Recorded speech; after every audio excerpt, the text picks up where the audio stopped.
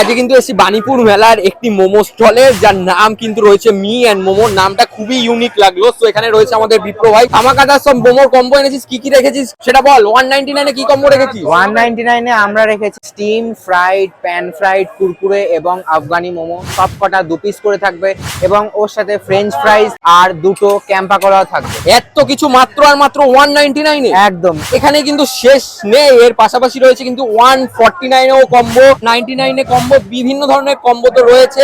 149 এ কি কি রয়েছে? স্টিম ফ্রাইড, প্যান ফ্রাইড আর আফগানি সবগুলো দুটো করে, এর সাথে দুটো ক্যাম্পা। তো 99 এ কি কি রয়েছে একটু বলে দাও। 99 এ আমাদের আছে 4 piece steam momo, 4 piece fried momo, এর সাথে একটি ক্যাম্পা। ইউনিক কিছু মোমোর আইটেম রয়েছে কি এখানে? এবার এটা অশোকনগরবাসী বা হাবড়াবাসী আগে কখনো খায়নি। বাণীপুর মেলায় আমরা একদম ইউনিক মোমো এনেছি, যেটা হচ্ছে নেপালি স্টাইল ঝোল মোমো, যেটা এখানে অশোকনগরে কোথাও পাওয়া যাবে না। ওটা কয় পিস থাকছে আর কি দাম থাকছে ওটা? প্রাইস থাকছে 109 এবং ওতে 7 পিস থাকবে।